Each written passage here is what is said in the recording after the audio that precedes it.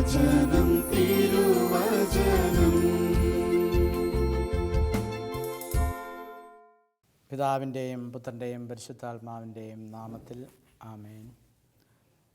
ഈശോയിൽ ഏറ്റവും സ്നേഹമുള്ളവരെ, നമ്മുടെ ജീവിതത്തിൽ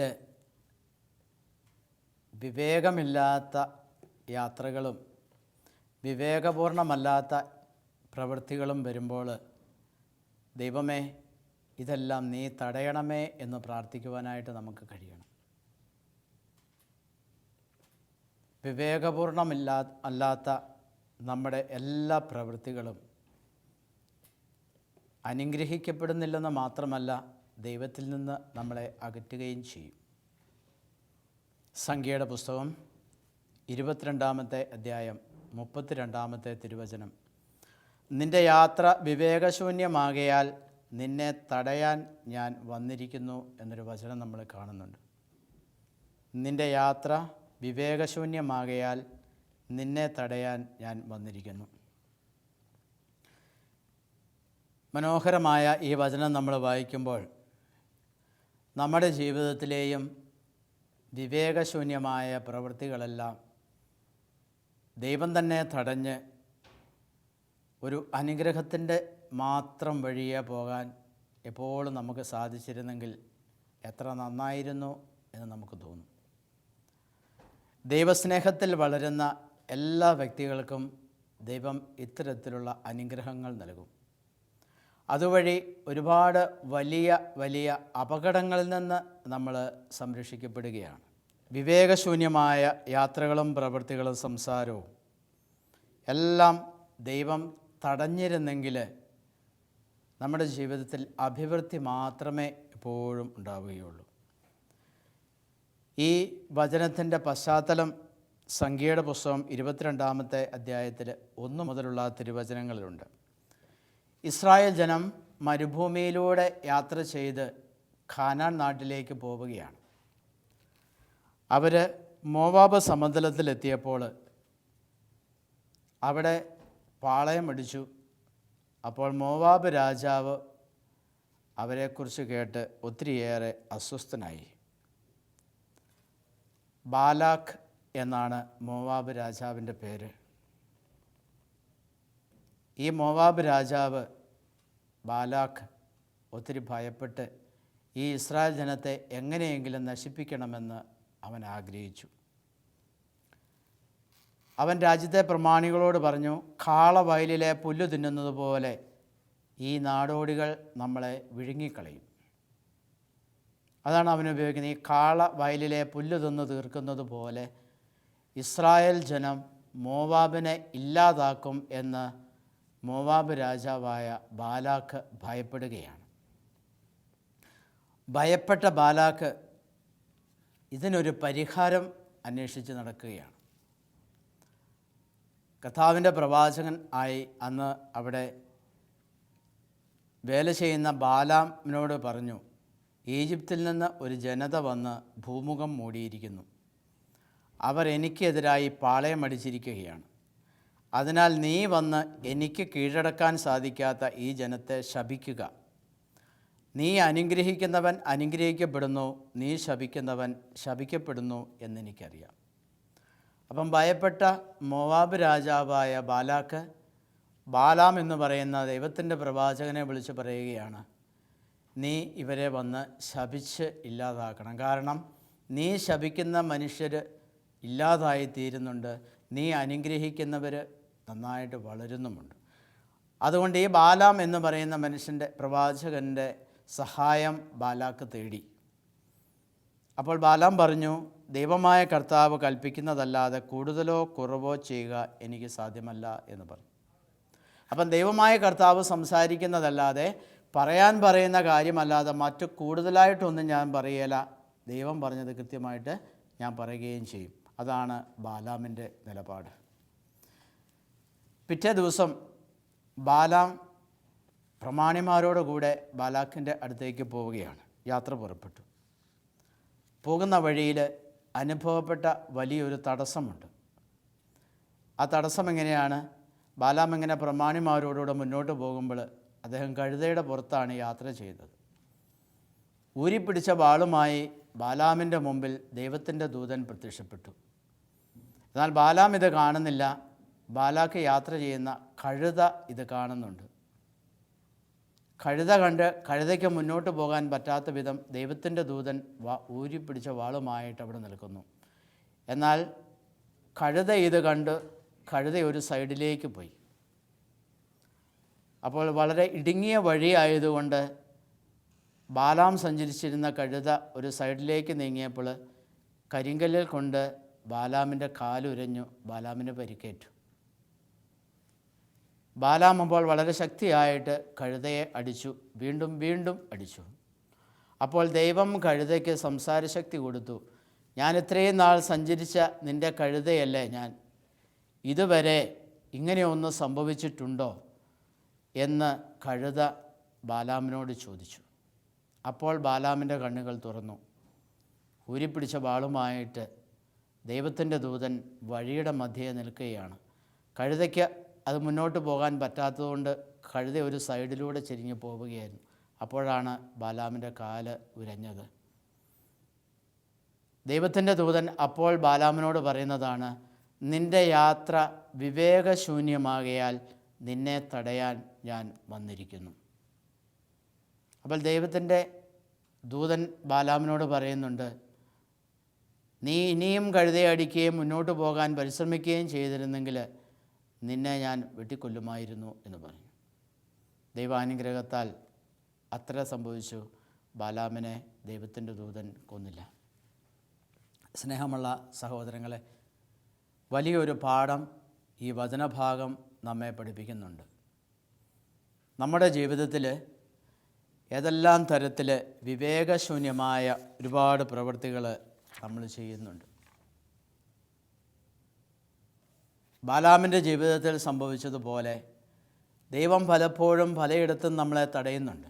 പലപ്പോഴും നമ്മുടെ ജീവിതത്തിൽ അനുഭവപ്പെടുന്ന തടസ്സങ്ങളെ അവിടെ നിന്നുകൊണ്ട് എന്തുകൊണ്ട് എനിക്ക് എൻ്റെ ജീവിതത്തിൽ ഈ തടസ്സം അനുഭവപ്പെട്ടു എന്ന് ദൈവത്തോട് ചോദിക്കാതെ മറ്റു വഴികൾ തിരഞ്ഞെടുത്ത് മറ്റു വഴികളിലൂടെ പലപ്പോഴും നമ്മൾ പോകാറുണ്ട്.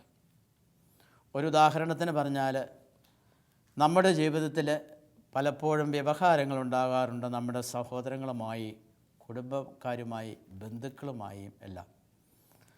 പലപ്പോഴും നമ്മൾ അവിടെയൊന്നും വിട്ടുവീഴ്ച ചെയ്യാതെ പലപ്പോഴും നമ്മൾ കേസിനായിട്ട് പോകാറുണ്ട്.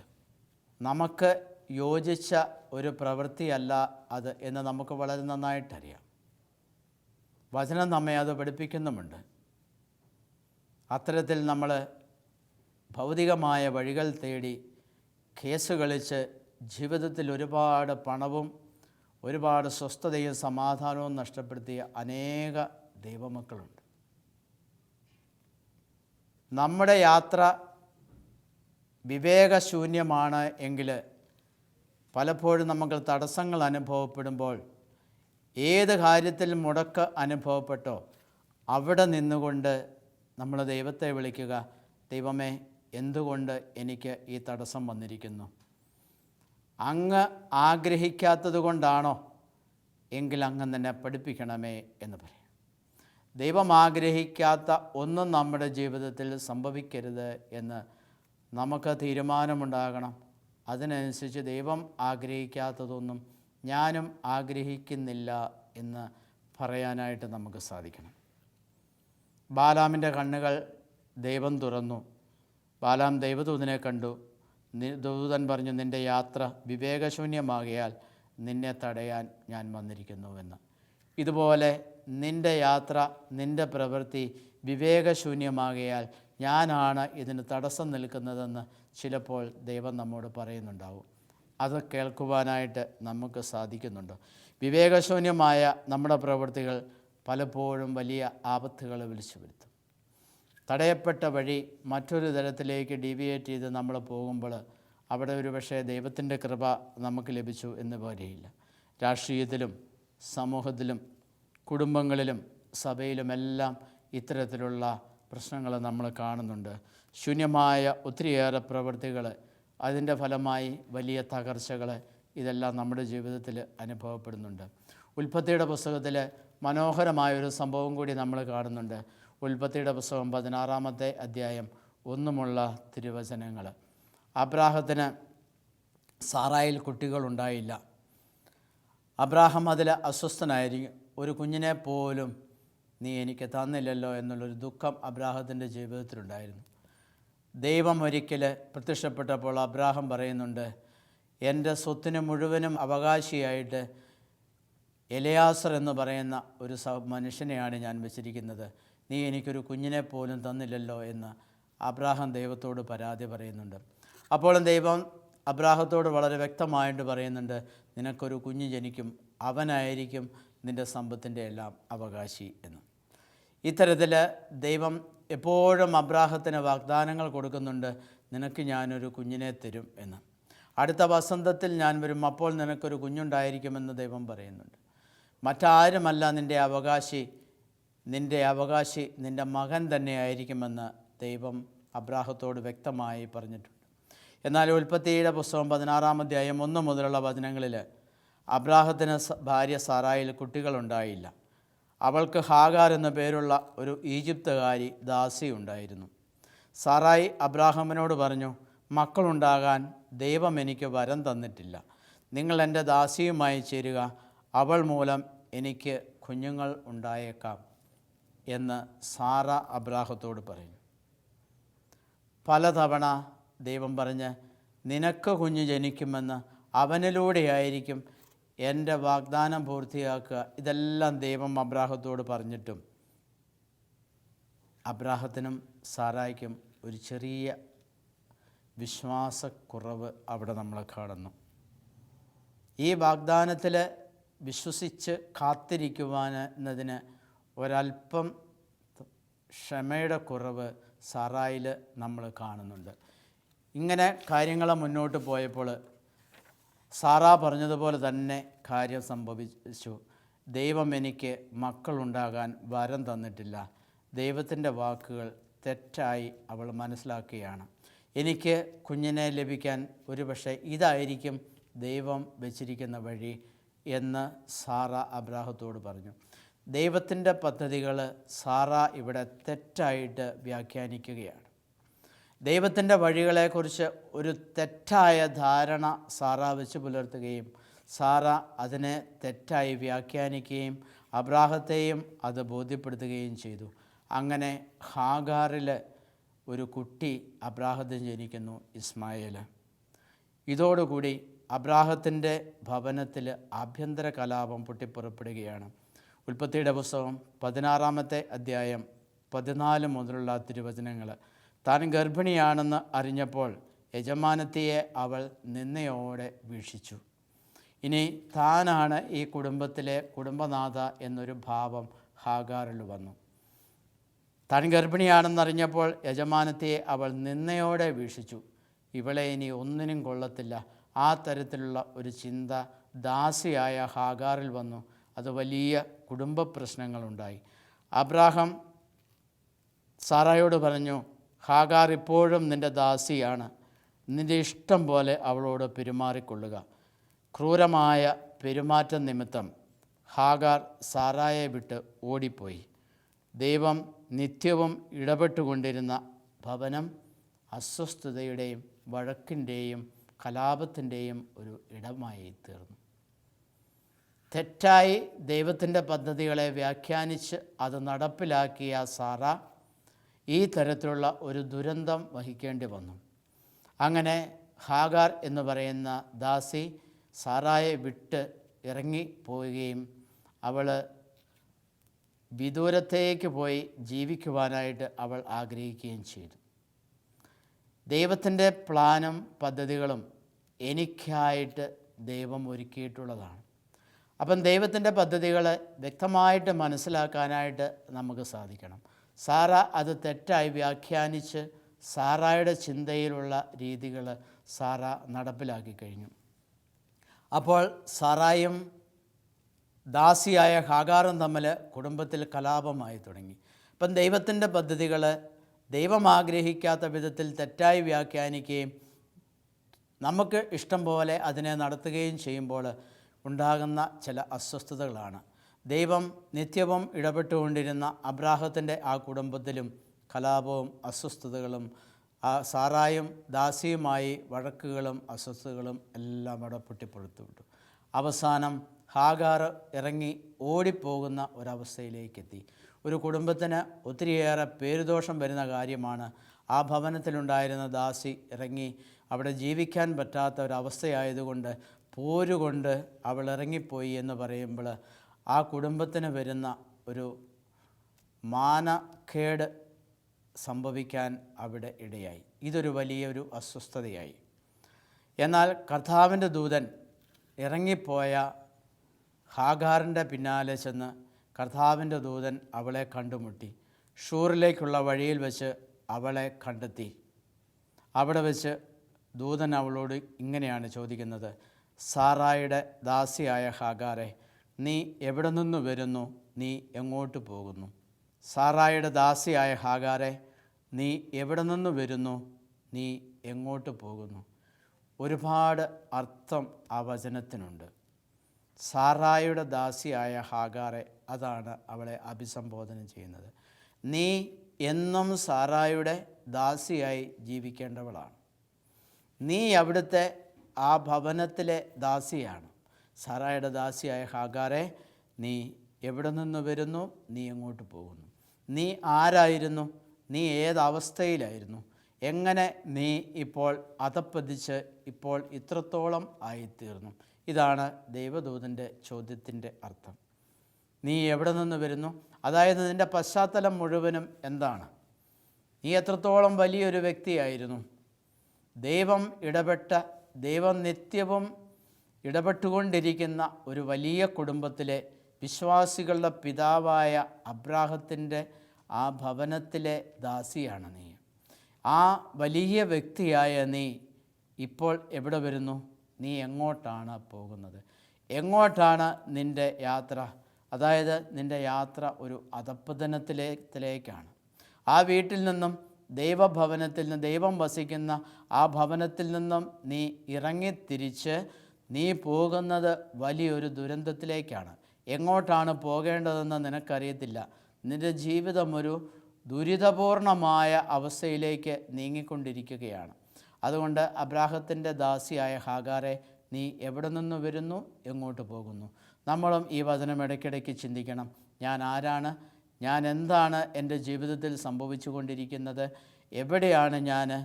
എൻ്റെ പ്രവൃത്തികൾ ദൈവത്തിന് ഇഷ്ടമുള്ള പ്രവൃത്തികളാണോ? എന്താണ് എൻ്റെ പ്രവൃത്തികളുടെ അടിസ്ഥാനം? അപ്പോൾ സാറായുടെ ദാസിയായ ഹാഗാറെ, നീ എവിടെ നിന്ന് വരുന്നു?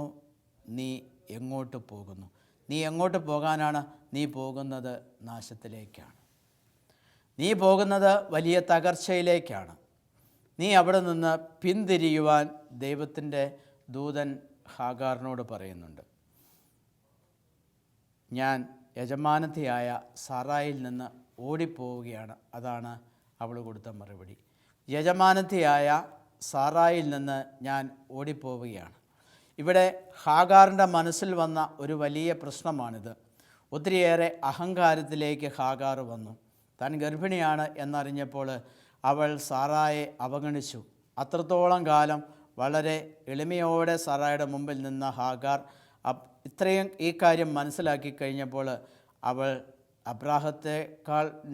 അബ്രാഹത്തിൻ്റെ ജീവിത പങ്കാളിയാണ്, അബ്രാഹത്തിൻ്റെ സഹധർമ്മിണിയാണ് എന്നൊരവസ്ഥയിലേക്ക് വളരുവാനുള്ള ഒരു ശ്രമം അവൾ നടത്തുകയാണ്. അതുകൊണ്ടാണ് സാറായെ അവൾ അവഗണിച്ച് കളഞ്ഞത്. സ്നേഹമുള്ള സഹോദരങ്ങളെ, സാറായുടെ ഈ മനോഭാവം പലപ്പോഴും നമ്മുടെ ജീവിതത്തിലും സംഭവിക്കാവുന്നതാണ്. എൻ്റെ ദൈവം എന്നെ ഉയർത്തിക്കഴിയുമ്പോൾ ദൈവം അനുഗ്രഹിച്ച വഴികളൊക്കെ ചിലപ്പോൾ ഞാൻ മറന്നു പോകാം. നമ്മുടെ ജീവിതത്തിലും ദൈവത്തിൻ്റെ തിരുമുമ്പിൽ ആയിരിക്കുവാനുള്ള ഒരു നല്ല മനസ്സാണ് നമുക്ക് എപ്പോഴും വേണ്ടത്. എന്നിട്ട് ദൈവത്തിൻ്റെ ദൂതൻ അവളോട് പറയുന്നു, നീ യജമാനത്തിയുടെ അടുത്തേക്ക് പോയി അവൾക്ക് കീഴ്പ്പെട്ട് ജീവിക്കുക.